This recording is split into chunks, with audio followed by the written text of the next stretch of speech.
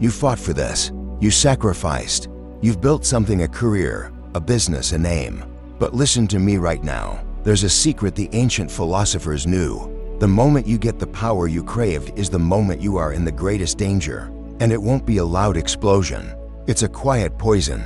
It starts the second you believe your own hype, the second you tune out the hard truths, the second the people around you stop being people and start being pawns on your board. It's a sickness in your soul, and it will cost you everything: your honor, your relationships, and finally, yourself.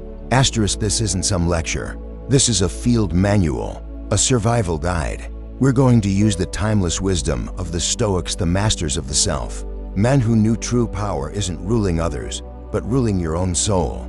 This is how you master power before it masters you. Asterisk, the Stoics understood this poison long before we had fancy terms for it. And they weren't academics hiding in ivory towers.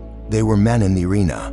Marcus Aurelius, the most powerful man on the planet. Seneca, an advisor in the heart of corruption. Next to Emperor Nero, Epictetus, born a slave, who rose to become one of the most revered teachers of his time. They saw from every angle how power could turn good men into monsters. They knew what science now confirms. Getting power changes how your brain responds. It jacks up your confidence, your optimism, while it quietly sabotages the part of your brain that keeps you grounded, that keeps you human. It makes you bolder, but it also makes you less able to feel what others feel. This is the paradox of power. Just as your choices start to affect more people, your ability to see them clearly starts to decay. Seneca saw this firsthand in Nero's court. His words should send a chill down your spine. No one is fit to rule who has not first mastered themselves. This is the brutal truth. The power you have over others is a dangerous, unstable force. The only thing that can anchor it is the power you have over yourself. The Stoics gave us the tools, the weapons to diagnose this poison. We're going to uncover 4 warning signs that power is mastering you. And for each one, we're going to arm you with the Stoic antidote. These are the secrets to using your influence without losing your soul. Number 1, the first warning sign, the death of empathy. The first sign is quiet.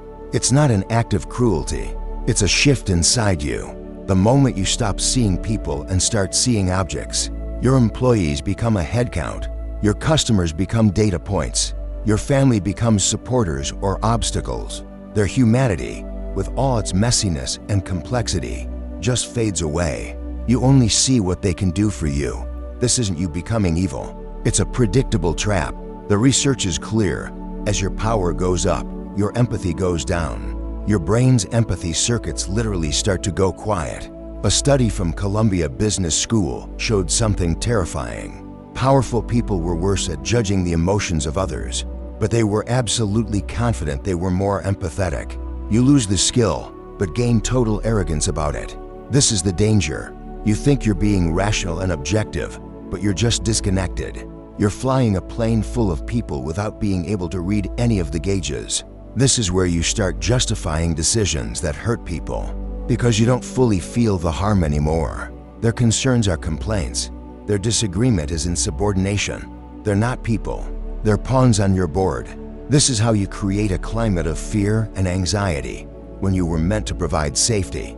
The Stoic antidote: practicing sympathy. Stoics had a weapon against this: sympathia, the unshakable belief that we are all connected, all woven into one cosmic web. Marcus Aurelius, the emperor, hammered this into his own soul, writing, "Revere the gods and look after each other. Acts for the common good." From this viewpoint, harming another person is a self-inflicted wound. Treating someone like an object is tearing a hole in the fabric of your own being. As Marcus said, "What is not good for the beehive cannot be good for the bee." That's not a suggestion. It's a law of nature. How do you do this in a world that tells you to be ruthless? You make a conscious effort. Before you make a choice, force yourself to walk through the human cost. Who gets hurt? What will they feel? This isn't weakness. It is wisdom. It's seeing the whole map. Epictetus gave us a powerful frame. He said every person has two handles: the handle of brotherhood and the handle of injustice. Power tempts you to grab everyone by their flaws. The warrior deliberately chooses the handle of brotherhood. As Marcus wrote, "Men exist for the sake of one another. Teach them or bear with them. This is your mantra. When someone fails you, your power instinct is to dismiss them. The Stoic response is to pause and ask, can I teach them? If not, can I bear with them, knowing I have my own flaws? That choice, teach or bear, saves them from being an object, and it saves you from the prison of your own power. Number 2, the second warning sign, the illusion of control. Second sign is a creeping feeling that you are invincible. You take a risk, it works, and you start to believe a dangerous lie that you didn't just get lucky, you made it happen. You start believing you can control things that are far beyond your reach.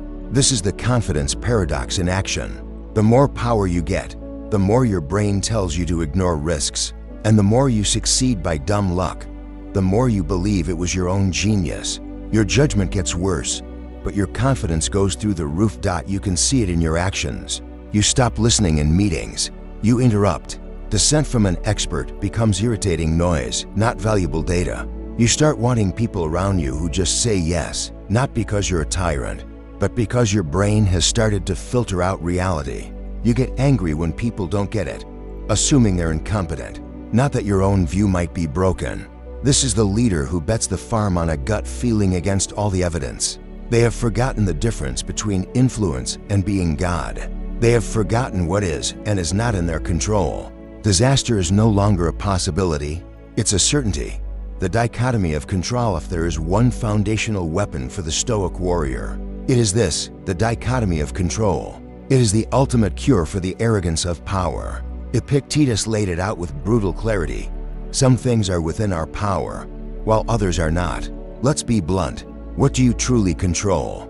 Not the outcome, not if they like you, not your reputation. You control exactly 3 things: your judgments, your choices, your will to act with honor.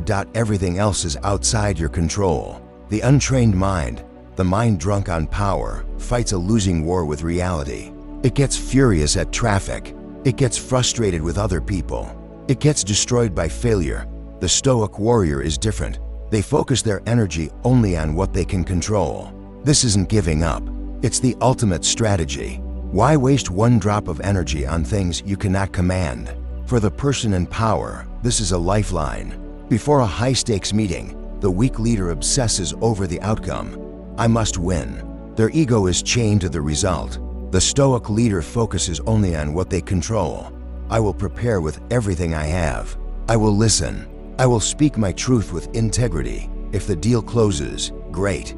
If it doesn't, there is no rage, no blame. Just a calm review. Did I do my part?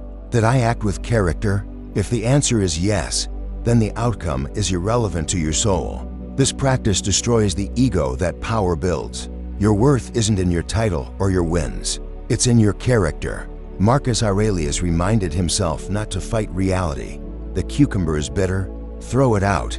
Brambles in the path, go round them. That's all you need to know. Accept what is outside your control.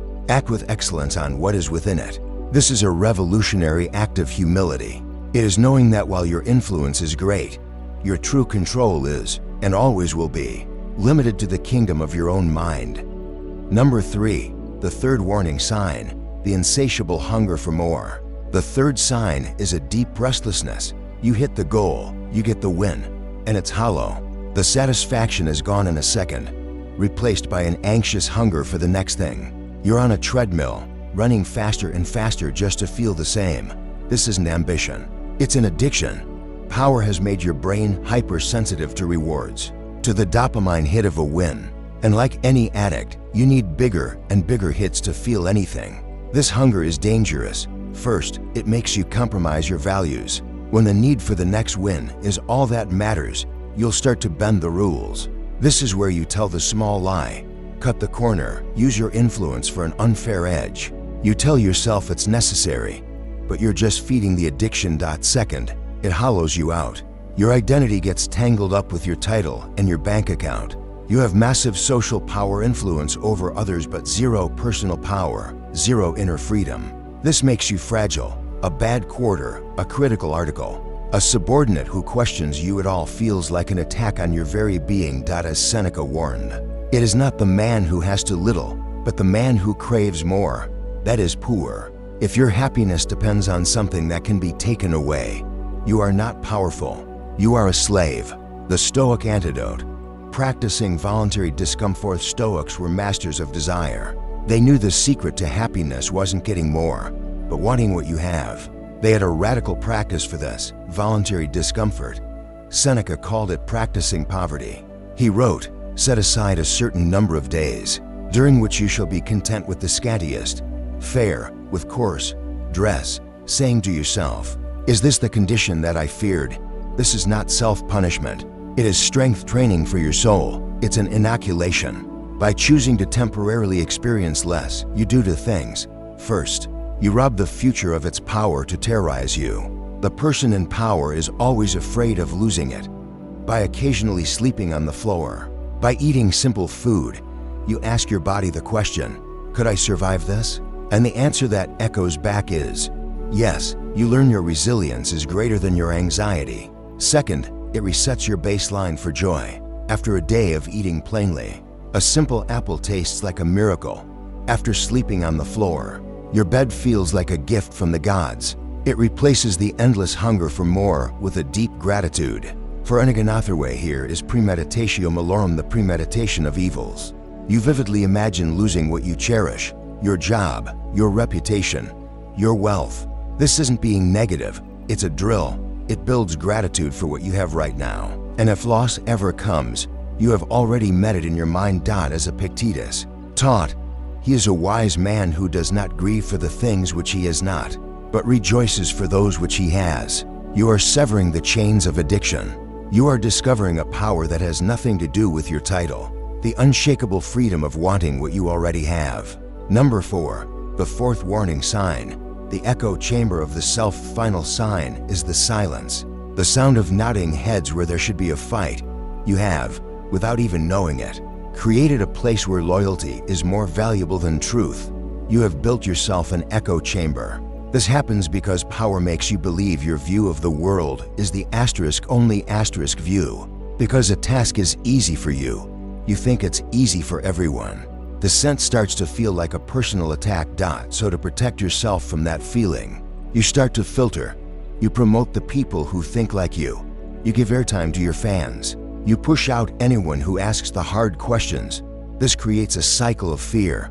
The people around you, even the good ones who know you're about to drive off a cliff, stay silent. They're afraid. Challenging you could cost them their job, their status. So they swallow their concerns. Their silence is not consensus, it is fear. And this is the ultimate trap. You are a king with no honest advisors, surrounded by people, but completely alone with your own flawed ideas. You have fired your navigator and you're driving 100 miles an hour in the fog. A crash is no longer a risk, it is a mathematical certainty. Cherishing truthful criticism. For the Stoics, the search for truth was a battle, and no one holds a monopoly on it. The antidote to the echo chamber is to aggressively hunt for truthful criticism, to value one dissenting voice more than 1,000 praises. Marcus Aurelius, the most powerful man in the world, wrote this to himself: if anyone can refute me, show me I'm making a mistake. I'll gladly change. It's the truth I'm after, and the truth never harmed anyone. What harms us is to persist in our own self-deception and ignorance. Feel the power in that. He won't just tolerate criticism, he will gladly change. Being proven wrong is not a defeat, it is a victory for truth. You must reframe criticism as a gift. The person who tells you the hard truth is your most loyal soldier. The flatterer is the enemy who smiles while you walk toward the cliff. How do you do this? You institutionalize dissent first. In a meeting, speak last. Get everyone's raw, unfiltered truth before your opinion poisons the well. Second, celebrate the devil's advocate. Publicly thank the person who finds the flaw in your plan. You are signaling to everyone that truth matters more than your comfort. Third, keep friends who are not afraid of you. People who knew you before you had power. People who will call you out. They are your lifeline to reality. Epictetus said, if you want to improve, be content to be thought foolish and stupid. The person addicted to power needs to look brilliant at all times. The Stoic warrior is willing to look foolish now to be wise in the end. They would rather ask the stupid question than launch the stupid plan. The forge of character. Understanding this is the first step. But Stoicism is about action. Wisdom that isn't lived is just trivia. You must build a system that forces you to be honest with yourself. When the philosophical journal Seneca said he would review his entire day, hiding nothing from himself. This is not a diary, it's a brutal self-assessment, a performance review of your character. At the end of each day, ask yourself the hard questions. Empathy. Who did I use today? Did I dismiss someone's pain? Control. Where did I fight reality? Did I get angry over what I can't control? Did I truly listen to dissent? Desire. Did I chase status or character? Did I take a moment to be grateful for what I have? The echo chamber. Did I hunt for truth? Or did I surround myself with praise? Whose voice did I silence today? To the view from above. When your ego swells, when a problem feels like the end of the world, practice this Stoic drill. Close your eyes. Imagine floating up, above the building, above the city. See the entire planet, a small marble in the infinite black. See all of human history. Now, in that vastness, where is your problem? Where is the insult that wounded you? From this height, the ego shrinks. Your problems return to their proper size. 3. Memento mori. Remember, you will die. The Stoics kept skulls on their desks, not because they were dark, but because they were realists. Death is the ultimate clarifying force. When you're tempted to trade your honor for a short-term win, ask yourself, in the face of my death, will this matter? When you are in a petty fight for status, ask, is this how I want to spend my limited time? Memento mori forces you to decide your legacy. Do you want to be remembered for your title or for your virtue? Asterisk. Conclusion. The path of power is a trap. It promises freedom and delivers a prison. It quietly robs you of your empathy, inflates your ego, makes you an addict for more, and isolates you from the truth. Without a conscious, daily fight, power doesn't just corrupt, it consumes. But the Stoics show us another path, a warrior's path. They show us that true power is found not in controlling the world, but in mastering ourselves. It is the power to choose empathy when your brain screams for you to be callous. It is the power to choose humility when your ego tells you that you are a god. It is the power to choose contentment when the world screams for more. And it is the power to choose truth when you are tempted by the comfort of lies. This is not easy. It demands constant work, rigorous self-honesty, the courage to choose your character over your comfort. But it is the only way to lead without being destroyed by leadership. It's how you build a legacy not carved in stone, but written in the lives of those you served. The real secret is that the greatest empire you will ever rule is the one within. If you are committed to this path, to building a life of inner strength and virtue, subscribe to this channel, Stoic Spark. We are building an army of resilience here. And now, a question for you, warrior, a challenge. Which of these 4 poisons do you see most in your own life or in the world around you? Be honest, go down to the comments and share your truth. Let's learn from each other. To commit to this journey, type these 4 powerful words: will master myself,